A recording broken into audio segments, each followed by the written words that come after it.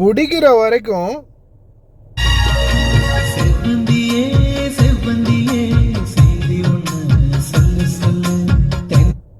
குடிச்ச பிறகு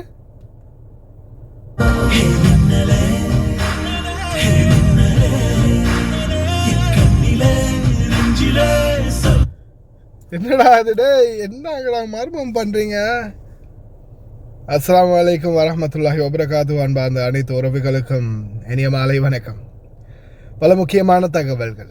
அதில் முதல் தகவலாக மனுஷ நாணயக்கார கைது பண்ணியிருக்கிறாங்களா? Too late. அந்த அரசாங்கம் வந்து அடுத்த நாளே அவனை கைது பண்ணியிருக்கணும். பேசலாம் அதை பற்றி. அடுத்ததாக வைத்தியர் ஒருவருக்கு 1,00,000 தினார் அபராதம். சரி, அதாவது எங்களோட இலங்கை நாட்டு காசுக்கு வந்துங்க பார்த்தீங்கன்னா கிட்டத்தட்ட 10 கோடி அபராதம். பார்க்கலாம், சில தகவல்கள் இருக்குது. இதில் முக்கியமான தகவல் இந்த வைத்தியருடைய தகவல். இதில் பாருங்க, வைத்தியர் வந்து அலட்சியமாக இருந்ததாகவும் நோயாளியை சரியாக கண்டுகொள்ளவில்லை, அதே போல் நோயாளிக்கு மன உளைச்சலை ஏற்படுத்தியதற்காக தண்டனை இது 1,00,000 தினார் அபராதம். அதே போல் டாக்டருக்கு 6 மாத ஜெயிலும் இருக்குது சேர்த்து. இப்போ இதில் நான் வந்து வீடியோவை காட்ட முடியுமான்னு தெரியலை. அக்கா குழந்தைய சும்மா வச்சுக்கிட்டு இருக்காமல் இப்படி தூக்கி போட்டுக்கிட்டு இருக்கிறாங்க. இதை பாருங்கள், இது இலங்கையில். சரியா?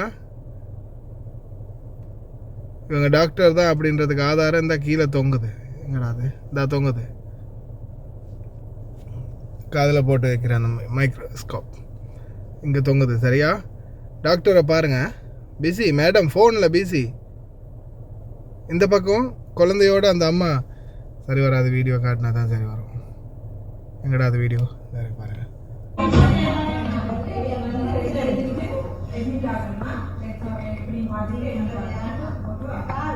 டாக்டர் அம்மா பிஸி. இங்கே அக்கா குழந்தையோட, குழந்தைக்கு சுகம் இல்லை, குழந்தைக்கு மருந்து எடுக்க வந்திருக்கிறாங்க. இந்த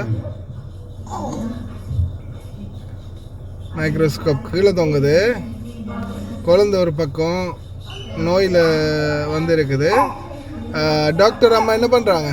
பிஸி, ஃபோனில் பிஸி. பிஸி மேடம், டாக்டர் அம்மா பிஸி. இலங்கையில் இந்த மாதிரி தண்டைங்களை கொண்டு வரணும்.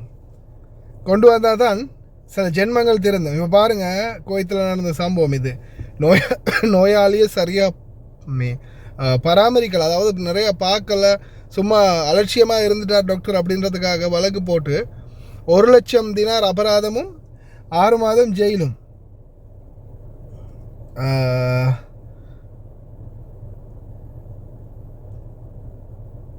Female doctor jailed 6 months for நெகலிஷன்.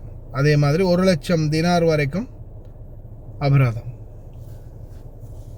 இந்த மாதிரியான சட்டங்களை கொண்டு வரணும் நாட்டில். பாதிக்கப்பட்ட பேஷண்ட்டுக்கு வந்து நஷ்டஈடு கொடுக்கணும் டாக்டருடைய ஒரு வருஷத்து சம்பளத்தை அப்படியே கொடுக்கணும் அப்படின்னு.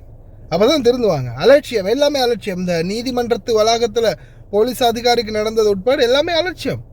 தான் அதிகார மட்டத்தில் இருக்கு, நான் பெரிய உயரத்தில் இருக்கு, நான் என்ன வேணாலும் பிடுங்குவேன் அப்படின்ற ஒரு அலட்சியம். அதை இல்லாமாக்கணும். இந்த எவ்வளவோ நாள் பிடிபாட்டு, இந்த எவ்வளவோ நாள் அரசாங்கம் வந்து இந்த கல்லனை பிடிக்கிறதுக்கு இப்போயா நேரம் கிடைச்சிச்சு அரசாங்கத்துக்கு? இந்த மனுஷ நாணயக்காரே எப்பயோ பிடிச்சிருக்க வேண்டியது. கடைசியில் எப்போ பிடிச்சிருக்கானுங்க? இப்போ தான் பிடிச்சிருக்கானுங்க. இனி எப்போ கோர்ட்டு கேஸு வழக்குன்னு போய் எங்கே முடிய போகுதுன்னு தெரியல, பார்ப்போம். செய்திகளின் அடிப்படையில் லஞ்ச ஊழல் ஆணைக்குழுவுக்கு வாக்குமூலம் அளிக்க சென்ற ரணில் அமைச்சர் மனுஷ நாணயக்கார கைது. இஸ்ரேல் வேலைவாய்ப்பு தொடர்பான ஊழல் வழக்கு. முன்னாள் வெளிநாட்டு வேலைவாய்ப்பு அமைச்சர் மனுஷ நாணயக்கார லஞ்ச கண்காணிப்பாற்றால் கைது. முந்தைய அரசின் இஸ்ரேல் விவசாய வேலைவாய்ப்பு திட்டத்தில் ஏற்பட்ட சர்ச்சைகள் தொடர்பான விசாரணைகள். முன்னாள் வெளிநாட்டு வேலைவாய்ப்பு மற்றும் உழைப்பு அமைச்சர் மனுஷ நாணயக்கார லஞ்சம் கண்காணிப்பாற்றால் கைது செய்யப்பட்டுள்ளார். அதுதான் திருப்பி போட்டிருக்கீங்க. இன்று 15 லட்சம் கண்காணிப்பாற்றின் முன் அறிக்கை அளிக்க சென்ற மனுஷன் நாணயக்கார் அங்கு நடைபெற்ற விசாரணையின் போது கைது செய்யப்பட்டார். இஸ்ரேலுக்கு எழுதுறவனும் மயிராண்டி மாதிரி தான் எழுதி வச்சிருக்கானுங்க. ஒரே இது திருப்பி 4 லைனில் எழுதி வச்சிருக்கானுங்க. அவ்வளவுதான். விசாரணைக்கு போன இடத்துல கைது செஞ்சுருக்காங்களாம். நாளைக்கு பெயிலில் வெளியே வருவான். அவனுங்க செஞ்சிருக்கிறதுல 190 விதமான குற்றங்கள் நான் பெயிலபிள் அஃபென்ஸ். அவனுங்களுக்கு பெயிலே கொடுக்கக்கூடாது. பெயில வெளியே வரவே முடியாத அளவுக்கு அவனுங்க நிறைய குற்றம் செஞ்சுருக்கானுங்க. போர்க்குற்றம் நடந்துக்கிட்டு இருக்கிற நாட்டுக்குள்ள தொழிலாளர்கள் அனுப்பினானுங்க. அதுவே பெரிய குற்றம். இன்னும் be strong, we need more. அரசாங்கம் இன்னும் கொஞ்சம் ஸ்ட்ராங்காக இருந்தால் நல்ல. போதாது, இந்த ஸ்பீடு போதாது, இன்னும் கொஞ்சம் ஸ்பீடு வேணும். செவந்தியும் செவந்தியுடைய கூட்டாளிகளும் கைது செய்யப்பட்டிருக்கிறாங்க.